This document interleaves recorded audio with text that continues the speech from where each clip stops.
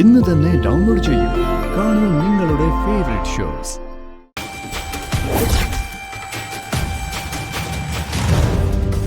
ഒരുപാട് ബുദ്ധിമുട്ടുകൾ ഉണ്ടെന്ന് തന്നെയാ പൂജാരിയും പറയുന്നത്.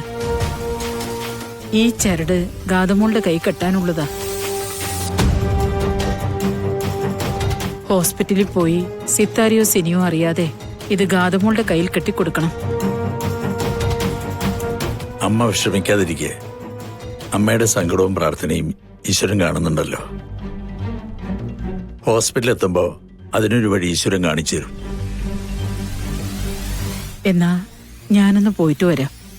ചില സമയത്ത് മനസ്സിന്റെ നിയന്ത്രണം പോലും നഷ്ടമാകുമെന്നെന്താ. പറഞ്ഞിട്ട് കാര്യമില്ലല്ലോ അമ്മേ. തലയ്ക്ക് മുകളിൽ അത്രയും ഉഗ്രശക്തിയല്ലേ. തടയാൻ പ്രാർത്ഥന മാത്രമേ ആയുധമായിട്ടുള്ളൂ. അമ്മ ഇന്ന് ഹോസ്പിറ്റലിലേക്ക് ഇല്ലേ?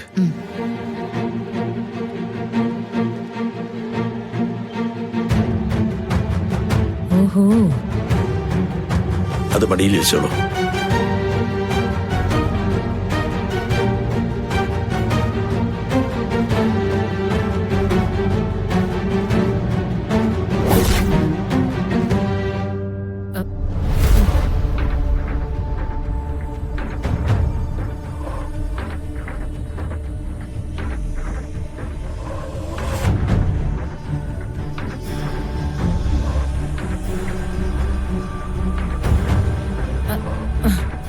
അല്ല, അതെന്താമേ ഇത്രയ്ക്ക് വലിയ രഹസ്യമൊക്കെ?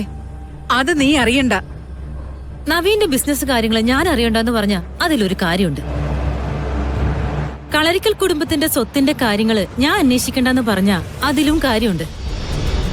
പക്ഷേ അമ്മ ഈ പറഞ്ഞ കാര്യങ്ങളുണ്ടല്ലോ, അത് ഞാൻ കൂടി അറിഞ്ഞ എന്താ കുഴപ്പം?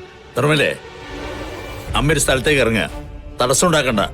എന്നാ ഏട്ടൻ പറ, ഏതാ ഈ തലയ്ക്ക് മുകളിൽ നിൽക്കുന്ന ഉഗ്രശക്തി? അല്ല, എന്താ ആലോചിച്ചിട്ടാ അമ്മയുടെ മനസ്സിന്റെ നിയന്ത്രണമൊക്കെ നഷ്ടപ്പെടുന്നു പറയുന്നത്? ഞാനും ഈ കുടുംബത്തിൽ ജീവിക്കുന്ന ഒരാളല്ലേ. ദോഷം വല്ലതും ഉണ്ടെങ്കിൽ എന്നെയും കൂടെ ബാധിക്കുന്ന കാര്യമല്ലേ. നിന്നെ ദോഷമൊന്നും ബാധിക്കില്ല. അങ്ങോട്ട് മാറി നിൽക്കേ.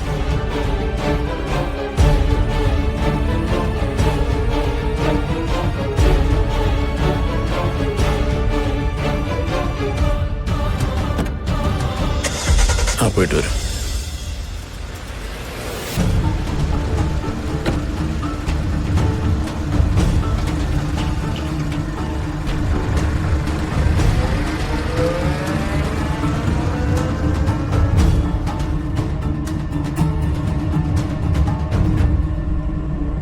ഏട്ടാ,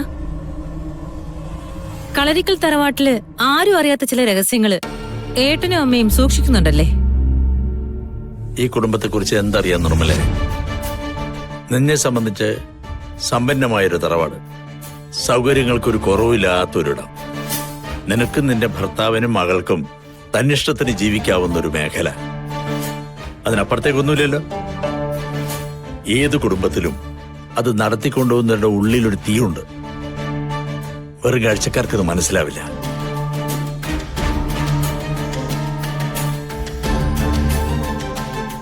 എന്തോ ഒരു രഹസ്യം ഇവർ രണ്ടുപേരും കൂടി സൂക്ഷിക്കുന്നുണ്ട്. എത്ര ചോദിച്ചാലും ഇവര് പറയില്ല. പക്ഷേ നിർമ്മല അത് കണ്ടെത്തും.